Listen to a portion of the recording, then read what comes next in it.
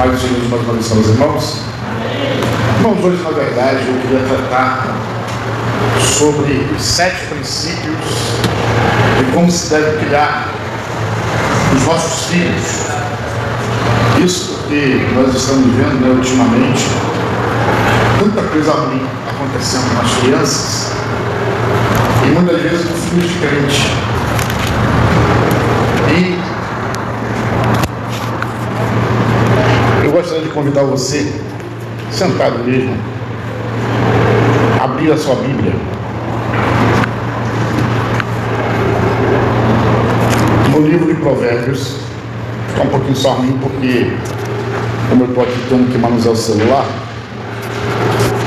e estava impresso, mas eu esqueci em casa. Provérbios, capítulo de número 22, versículo de número 6. Hoje não é aquele culto que você vai pular, que você vai rodar, mas é um culto que você vai sair daqui hoje instruído acerca da responsabilidade que nós pais temos para com os nossos filhos. Provérbios 22, 6 diz assim: educa a criança no caminho em que deve andar, e até quando envelhecer, não se desviará dele. Tudo bem. Eu estava na sexta-feira precisamente em casa, e eu todos os dias eu faço aquela meditação. E aí eu pergunto mais uma vez, quem leu hoje? Quem ouviu hoje a meditação? Você ouviu? Ouviu? Ouviu? Amém. E eu estava falando com a pastora que a gente tem eu boto para os irmãos, a gente tem um grupo também, que eu coloco todo dia a meditação nesse grupo. Esse grupo é aberto. E a minha mãe está nesse grupo. E nesses dias, tem uns dias, minha mãe disse assim: olha, tem uma amiga aqui da minha igreja, da Igreja Universal. E eu também mando, aí ela replica, né? Manda, eu até peço aos irmãos que repliquem com pessoas, né? Que abençoe outras pessoas. E aí ela disse assim: olha, minha amiga perguntou quem era esse pastor. Eu disse: é meu filho. Ela: seu filho? É. Poxa, que bênção. Quem dera que na nossa igreja nós tivéssemos um pastor que todo dia colocasse uma mensagem pra gente. Todo dia. E eu confesso aos irmãos, eu já pensei em parar. Eu vou botar mais. Eu faço meu devocional todos os dias, meu. Mas só que quando Deus colocou no meu coração, foi uma forma de incentivar a igreja e os outros irmãos também poderem fazer. E nisso, eu como pastor, eu sei que eu sou mais novo até do que muitos irmãos que estão aqui, mas eu como pastor me sinto na responsabilidade espiritual dos irmãos.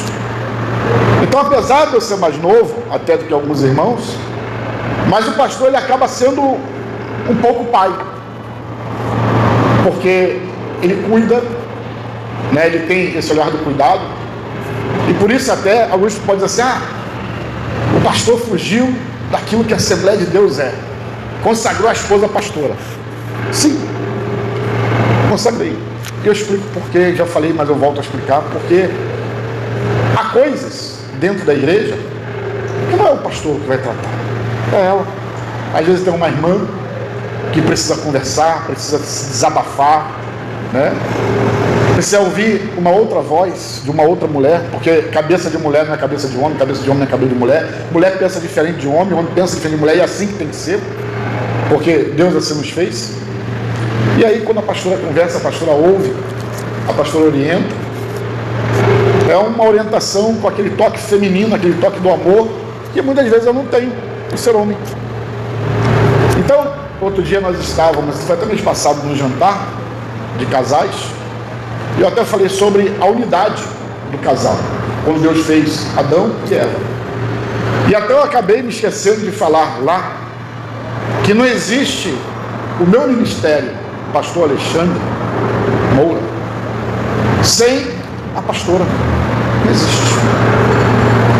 Se eu tivesse o meu ministério, eu casado, sem a participação da minha esposa no meu ministério, eu digo para os irmãos que o meu ministério estava fadado ao fracasso.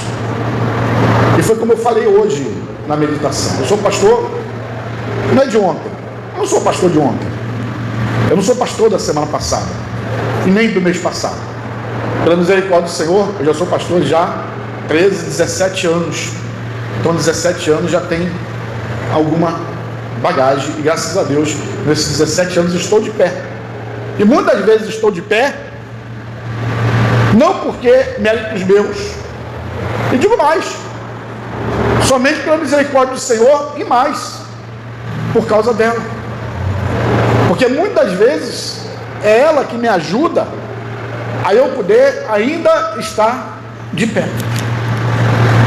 Então, o casal é uma unidade, seja em qualquer área que você for, que você fizer, temos que ter a unidade, a família. Irmãos, eu converso com ela e eu estava assim, pensando aqui na igreja, olha como é que estamos vazios. Estamos vazios, muito vazios. E isso me preocupa, me entristece, porque eu paro e penso assim, Senhor, o que nós fizemos de errado para nós estarmos passando por esse vento? O que nós fizemos de errado? E às vezes Deus fala comigo, nada. As pessoas, como eu até falei hoje de manhã, elas procuram seus próprios caminhos. Sendo que toda vez que nós procuramos os nossos próprios caminhos e fugimos daquilo que Deus determinou, nós pagamos um preço. E às vezes, irmãos, o preço não é bom. Não é bom. Porque sofremos porque saímos da posição. E nisso tudo aqui, Provérbios 22:6, que é o nosso tema, que são os 7 princípios bíblicos para educar os nossos filhos, educa a criança no caminho que deve andar. Como eu falei, eu estava fazendo minha meditação na sexta-feira pela manhã. Depois da meditação, abri a internet, aí eu digitei lá um tema bíblico para poder dar uma estudada. E aí caiu numa escola cristã, onde uma pedagoga, ela discorria esses 7 temas. Eu falei assim, olha, tema bom para poder falar na igreja. Aí eu peguei, adaptei o tema na Bíblia. Ela falou no termo técnico, e eu peguei e adaptei para trazer para os irmãos na Bíblia. E o primeiro tema, o primeiro princípio para que nós possamos criar os nossos filhos, é o princípio do caráter. O pai e a mãe é um formador de caráter. Você forma o caráter do seu filho. Está aqui a minha querida, digníssima, maravilhosa esposa, que é pedagoga, é socióloga e agora está fazendo psicologia. Ela pode até me dizer aqui, dizer para nós, até quantos anos é a formação do caráter da criança? 7 anos. Então você tem de 0 meses, a sua criança bebê, até 7 anos para formar o caráter dela. Outro dia, eu gosto muito de ler, ver muitas coisas. Eu estava até sexta-feira à noite ouvindo o pastor Silar Malafaia, e ele falou uma coisa muito interessante. Ele diz assim, os pastores, eles se preocupam muito com a Bíblia, estão certos? Mas só que nessa preocupação da Bíblia, às vezes eles esquecem de abrir o leque, aprender também. E eu gosto de aprender, eu gosto. E eu estava, outro dia, tem um tempinho já, lendo sobre a teoria, acho que é de Rochette, o nome do rapaz, não lembro aqui agora. Não sei se vocês já viram umas imagens toda borrada. Alguém já viu aquelas imagens toda borrada? Aí o psicólogo, o psiquiatra, ele bota você para poder ver aquela imagem. Aí você olha a imagem e você vai descrever o que você vê na imagem. Vocês já viram isso? Já viram? E aquela imagem, por incrível que pareça, ela vai falar muito, conforme você descreve, a sua personalidade, que foi você e que é você, uma coisa incrível. Essa experiência começou a ser feita, salvo engano, com doentes em psiquiatria, e na época, esse primeiro psiquiatra, em 1900 e quebradinho, ele começou a observar que aqueles doentes, né, eles sempre falavam as mesmas coisas. Então a imagem ali que me chama muita atenção, é a imagem de um homem, parece um homem, um urso, que tem um pezão assim, que você olha, um braço pequenininho, mais um pé, e as pessoas, quando olham aquilo, dizem assim, o urso é um homem grande com um pé, como se aquele pé fosse te esmagar. E aquele pé ali, na verdade, aquela figura, segundo os psiquiatras e psicólogos, ela representa a figura do pai. E quando você na infância teve um pai opressor, daquele pai que batia em você, né? Você não podia espirrar, que o pai já descia a lenha, não era assim? Eu apanhei, meu irmão. Não era fácil, né? Mas eu apanhei muito. Eu não bato nas minhas filhas, nunca bati. Nicole, uma vez que eu dei uma tapa nela, que ela me respondeu mal, eu tinha 10 anos de idade. Eu dei um tapa lá no bumbum dela. Mas nunca fui de bater. Mas eu apanhei muito. Eu apanhei uma vez, fazer xixi, e me permita a palavra, cocô na cama. Meu pai me jogou na cama, pegou o cinturão e vlapt. Né? Não sei se já aconteceu assim com vocês. E nessa vez eu apanhei sem merecer. Eu não tive culpa do que aconteceu, mas apanhei. Então, quando as pessoas olham aquela figura e vêem aquela figura daquele homem, daquele urso, é porque tivemos pais opressores. E aqui essa psicóloga, essa pedagoga, ela dizendo assim: podemos entender esse princípio, caráter, né, como as características de cada pessoa, incluindo seus hábitos, qualidades e também fraquezas. Ou seja, todas as pessoas têm caráter, mesmo que seja um caráter mau. Pastor, e tem pessoas que têm caráter mau? Tem sim. E esse caráter mau, eu costumo dizer que ele é 50% seu. Tem gente que já é má de natureza, e 50% da educação e do meio que você vive. Observe que às vezes tem família que tem 10 filhos. Eu não vou perguntar aqui quem tem muitos irmãos não, mas você vai observar que é o que eu vou falar. Desses 10 irmãos, tem um que não gosta de trabalhar, não é assim? Ele quer viver lá encostado no pai, encostado na mãe. Final de semana próximo da tua casa, eu cheguei, vim passar o final de semana. Você, misericórdia. É assim, gente. Tem outro dentro dessa família, 10 irmãos. Aí tem uma irmã lá, tadinha, que a pipa voou, né? Desculpe falar assim. Passou a linha. Você pensa que não solta pipa não, né, na Bahia, né? Lá no Rio Grande solta muita pipa, né? Passou a linha, pegou na rabiola, já puxou, já a sua. E tem outra irmã lá na família que é aquela certinha. Ou não é, gente? Tem aquele irmão que é trabalhador, ó, 10, tá ali, tá, batalha. Então é aquele outro que não tá nem aí. E às vezes, infelizmente, tem uma família que dá para ser drogado, ser ladrão, acontece. E quando você vai ver, o pai e a mãe foram bons pais, deram um bom exemplo, educaram.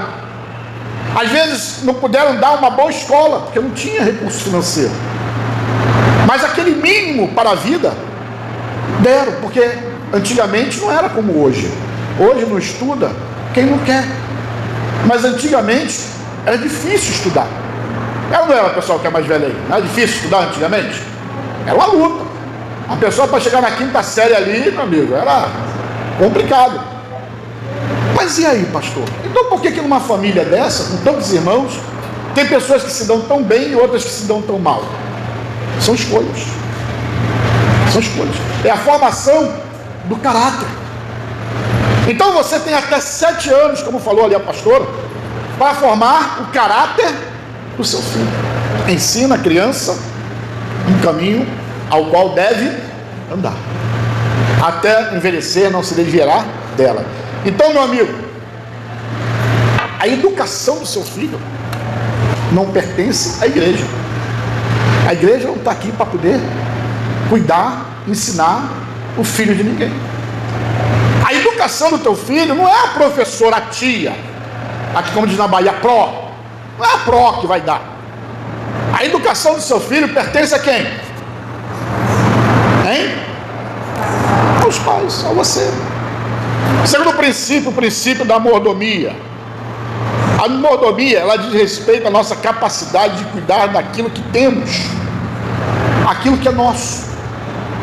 Você tem seu filho, você não ensina o seu filho a cuidar do brinquedo.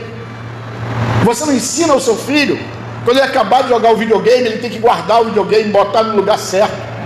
Você não ensina o seu filho que ele tem que valorizar aquele tênis que ele ganha, aquela roupa que ele ganha, aquele carrinho de fricção que ele tem. Você não ensina o seu filho a valorizar e ter o cuidado com a televisão que ele acaba de assistir, com a geladeira que ele não pode deixar aberta porque está gastando luz, ou o chuveiro que ele toma banho, quando se ensabou ele tem que desligar o chuveiro para poder economizar água. E economizar o quê? Luz. Você não ensina o seu filho, quando ele sai do quarto, ele tem que desligar a luz, porque no final do mês a conta vem alta, ou que ele tem que desligar a televisão porque não está mais assistindo.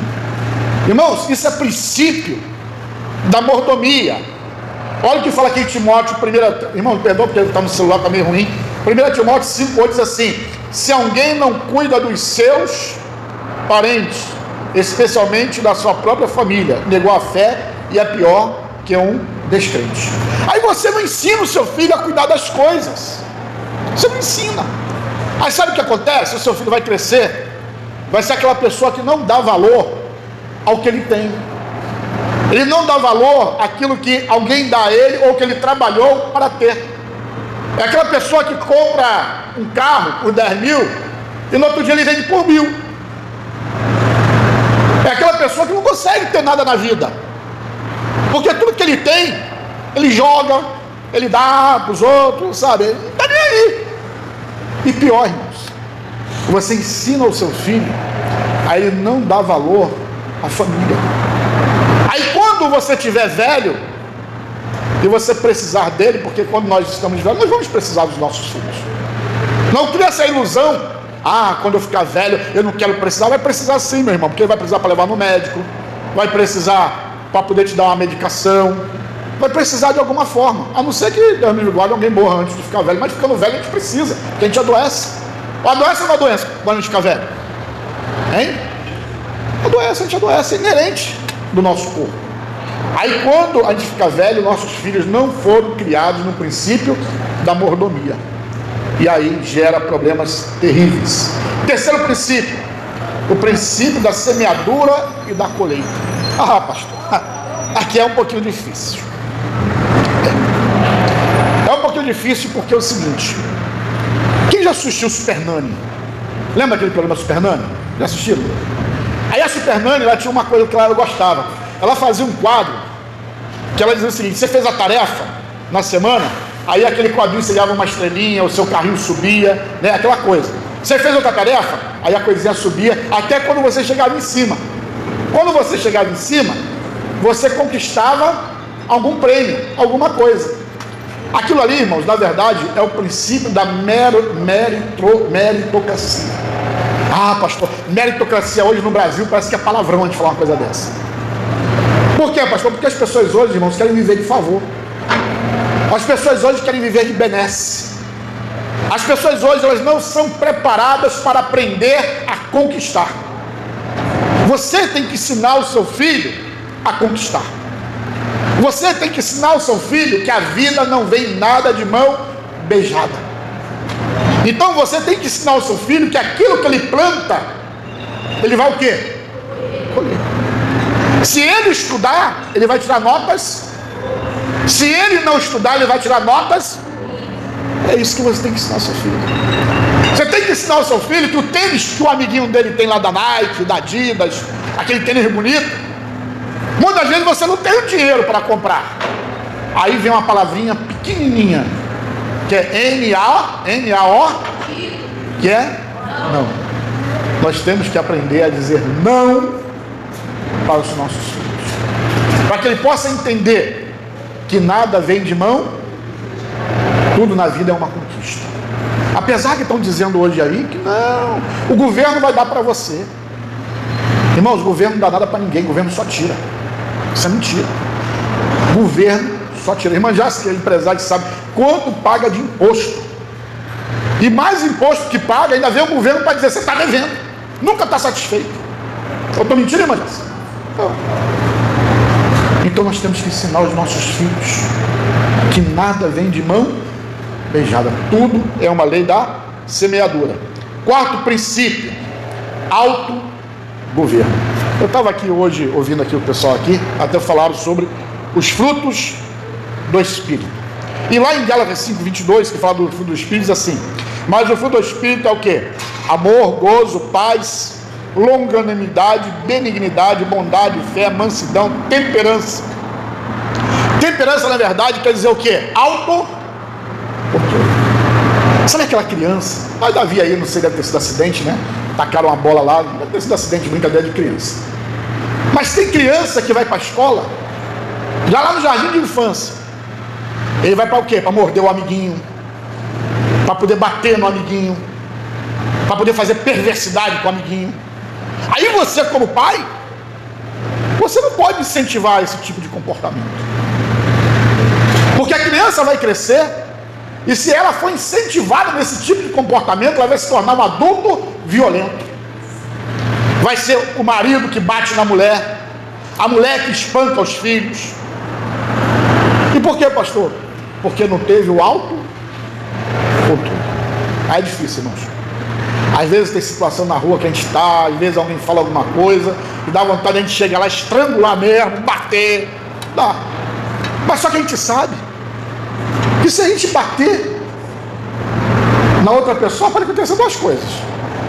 Você pode bater pensando que vai bater e vai apanhar, né? Você é machão, é machona, chega lá pensando que você vai agredir outra pessoa, que você vai bater e você vai o quê? Apanhar. O segundo, pode acontecer, como eu vi essa semana, uma cena lamentável de uma pessoa que foi espancada por outra pessoa. Foi até no carro, não foi que a gente viu? Não foi? Um carro, a mulher foi entrar na garagem, aí ela atravessou o carro, o outro veio, saiu um casal, irmãos. Um casal. Saiu a mulher e o marido. Foi em cima da outra mulher lá que estava dirigindo, e os dois, ó. Eu fiquei assim. Porque geralmente, numa briga dessa, quando o marido até sai, né, geralmente o homem é mais impulsivo, ele sai, quer brigar, e aqui que a mulher faz? Não, meu amor, vem cá, não sai do carro não, fica aqui, né, quer apartar, não. Essa mulher que estava lá, ela foi junto com o marido para poder bater na outra, mas desceu lá uma pancada, depois a mulher na reportagem, toda machucada. Isso foi falta de quê? De educação doméstica. Foi falta do papai e da mamãe, quando era criança, que batia no amiguinho da escola, batia no coleguinha, batia até no próprio irmão, na própria irmã, botar de castigo, repreender. Porque hoje, irmão, a gente vive uma geração que os pais não querem mais brigar com os filhos.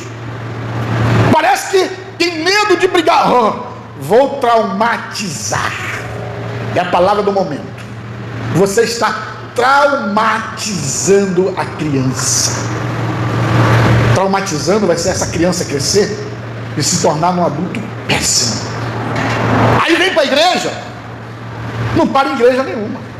Não para. Não para por quê? Porque toda igreja ele vai arrumar um problema. Toda igreja ele quer brigar, ele quer discutir, ele quer sair na mão. Não, eu sou crente, mas Espírito Santo, espera um pouquinho aqui, senta aqui que eu vou ali acertar essa situação. Aí quer bater no pastor, quer bater no diácono, quer bater no presbítero, quer bater no irmão, na irmã. Irmão, eu já vi isso, eu já falei, eu sou pastor há muitos anos, eu já vi isso. Já. Crente violento, porque não tem o princípio da mansidão.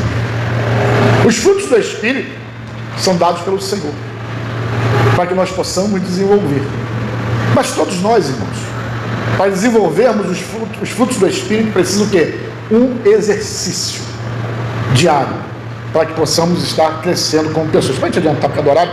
Princípio da soberania.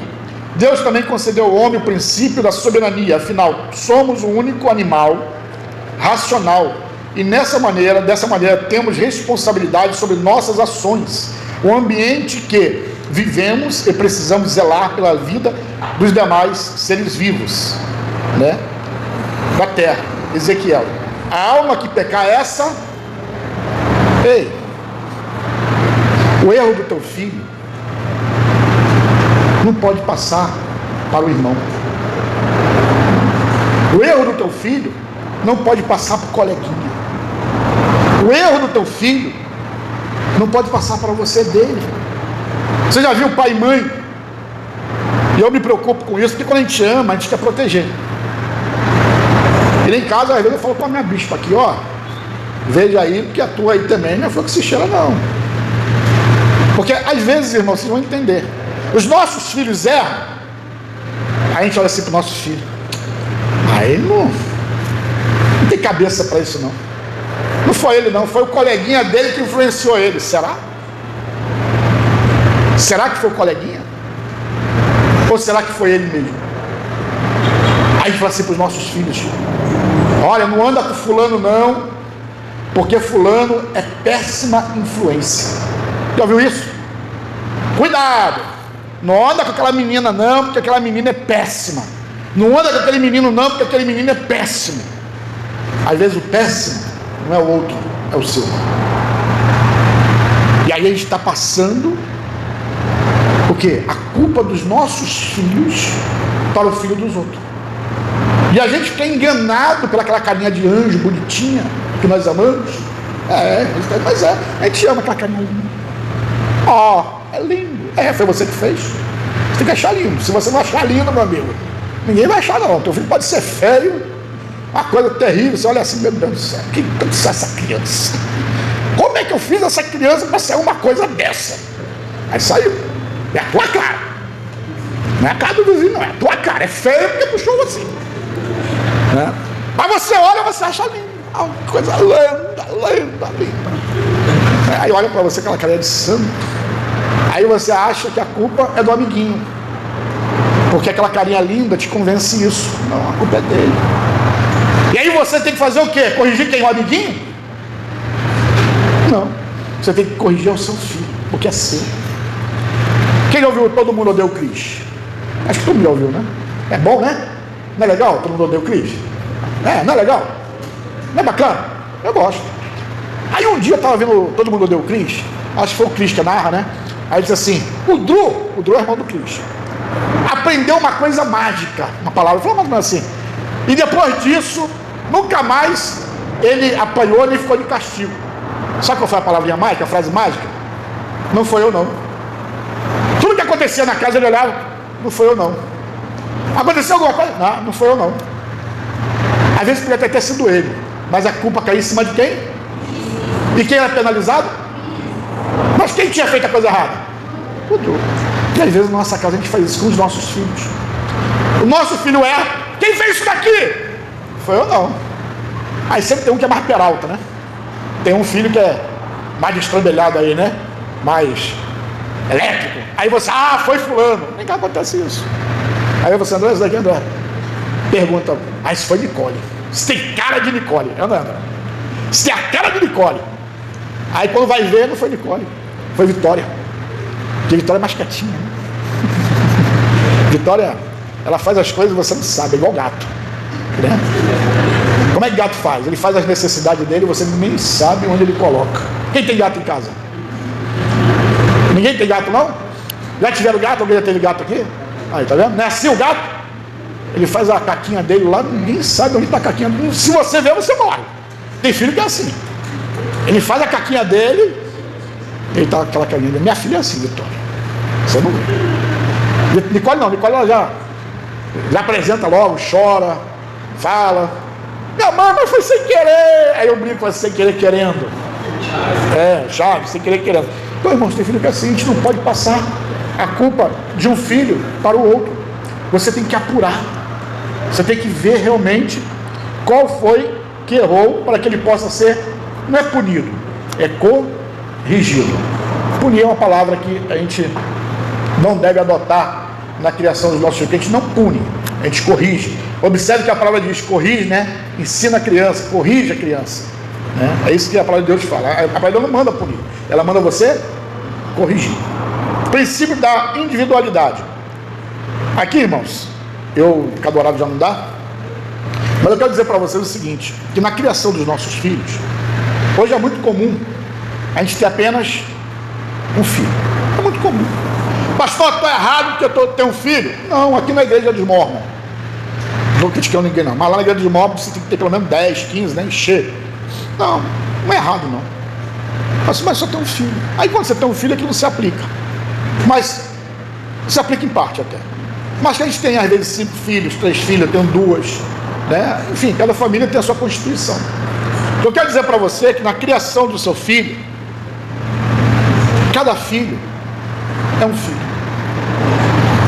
Às vezes você tem 3 filhos, Eles vão crescer. Quando está tudo pequenininho ali, aí você bota a mesma quantidade de comida, você compra até aquelas roupinhas igual, já viu, né? Sai aquela escadinha, 5 crianças, todo mundo, 5 meninas, tudo de rosinha, o mesmo lacinho, cabelinho igual, vestido igual, sapatinho igual, não é assim? A irmã Lisane está ali, mas ela deve lembrar, né? Quando ele era pequenininho. É da sua época? A dona Lisane não se aplica lá não, que ela é novinha. Você já é coroa. Aí, quer dizer, aí no tempo de André tem 4 irmãs, né? Então devia ser assim, né? Dona Nilda pegava lá, botava todo mundo igual. Mas a criança vai crescendo. Aí uma, mas eu não gosto de rosa. Aí outra, mas eu não gosto de verde. Mas eu não... Cada pessoa vai tendo o quê? Uma individualidade. Os nossos filhos são indivíduos. Os nossos filhos, eles crescem, eles têm gostos, eles têm posições políticas, eles têm posições e visões de trabalho diferentes dos nossos. Eles têm o gosto deles, a vida deles. E nós, como pais, nós temos que aprender a respeitar a posição dos nossos filhos, as escolhas deles.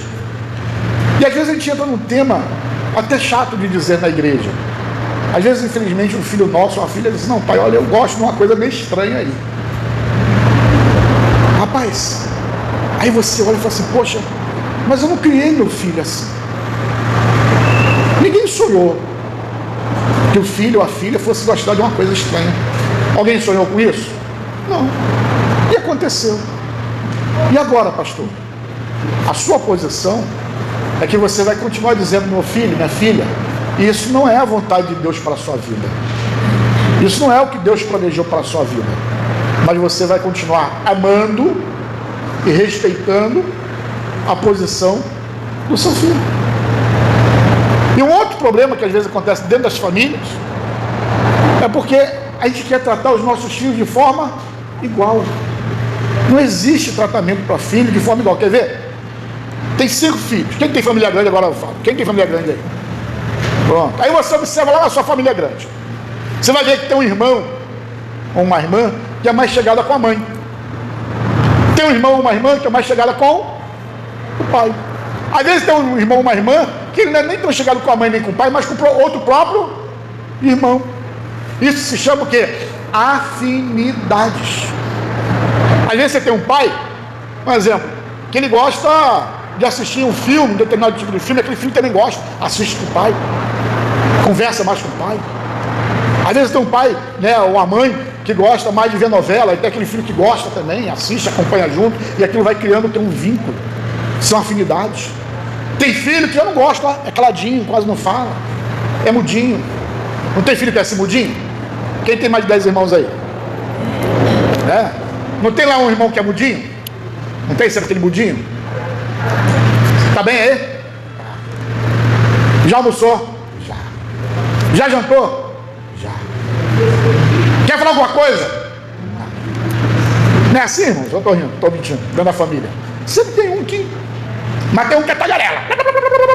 Fala o tempo todo. Né? Tem um que só ri. Tem outro que não consegue nem rir. Então são pessoas, são indivíduos. O mais importante na família é que haja o quê? Haja amor, que haja a interação, que haja a fraternidade e, acima de tudo, irmãos, que haja o quê? O respeito. O respeito. Nós temos que aprender a respeitar as decisões que os nossos filhos tomam para a vida deles, sempre orientando, sempre educando, principalmente orando e falando da palavra do Senhor. Se ele ou ela errar, a gente, como pai e mãe, a gente se entristece, a gente chora, porque a gente não quer que os nossos filhos errem, mas sabemos que foi a decisão que eles tomaram para a vida deles. Para encerrar aqui o 7, princípio da aliança. Pastor, o que é o princípio da aliança? Eu conheço um caso muito perto, que esse rapaz, ele teve, o pai dele abandonou ele quando ele era criança, e ele casou. Ele tem esse sentimento dele que o pai dele abandonou. Ele não viu mais o pai, não viu mais, não foi não viu mais o pai, nunca mais ele viu. Ele tem esse sentimento. Ele casou, e quando ele casou, ele reproduziu quase que a mesma coisa que o pai fez com ele. Só que ele não abandonou o filho, mas ele reproduziu quase a mesma coisa. Isso quer dizer o que, pastor? Que precisamos educar os nossos filhos, que compromissos com família são para a vida toda. As alianças formadas são para a vida toda. Eu até digo o seguinte: pastor, mas eu moro, sabe, meu casamento não dá mais, sabe, eu estou infeliz. Saiba que a culpa da sua infelicidade é sua e não de Deus. E digo até mais, como eu falei que sexta-feira eu estava ouvindo o pastor Silas Malafaia no podcast, e o pastor Silas Malafaia falou uma coisa que eu sei, prego e falo há anos: eu sou casado. E um dia minha tia disse, e é verdade, minha tia falou para mim: olha, Alexandre, quem mantém um casamento não é o homem, quem mantém um casamento é a mulher. E é verdade, porque a mulher, ela tem uma característica que está lá em Isaías 49:15, que é o amor extremado. A mulher, ela tem essa capacidade de amar. Irmão, passou um pouquinho, mas é preciso falar. A mulher tem essa capacidade de amar que o homem não tem. Teve até uma novela um tempo atrás, mulheres que amam demais, acho que o tema era esse, né? E ele falava de, tinha várias mulheres e cada mulher tinha um problema relacionado ao amor. Tem uma outra maluca aí, mas geralmente mulher, ela tem esse dom de amar que o homem não tem. E o pastor Silas Malafaia estava falando isso, que quando o homem, ele valoriza a mulher, ele retribui o amor da mulher, ele recebe 100 vezes mais. O homem não precisa amar muito a mulher, ele precisa retribuir o amor, amar, ser atencioso, cuidadoso. O que o homem recebe é muito mais. Quer ver uma coisa, irmãos? Eu não tenho vergonha de dizer. A bispa às vezes fica doente, eu não tenho cuidado com ela que ela tem comigo.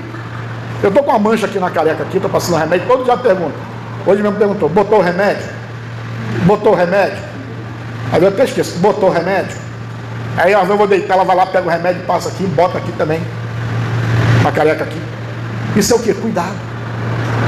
A mulher tem esse cuidado. Homem, o filho está doente. Tem o horário do remédio do filho. É mesmo? Esqueci. Mas você não deu remédio? Rapaz, esqueci.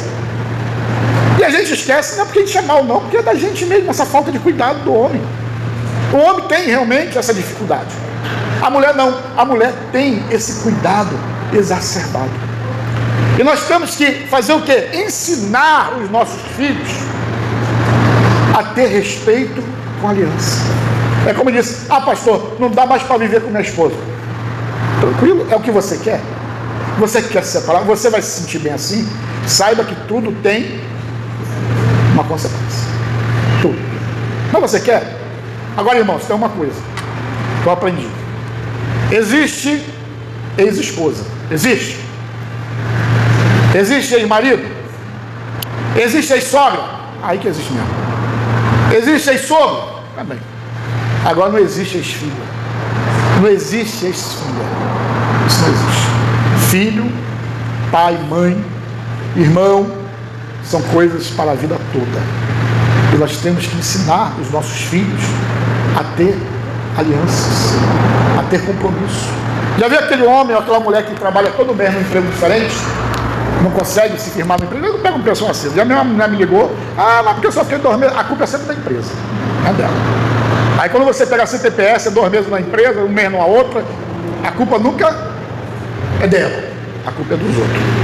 Isso é porque má formação de caráter na infância. Então, hoje, como eu falei, não é uma pregação para você sair daqui hoje, blá, blá, blá, blá, blá, blá, blá. Não.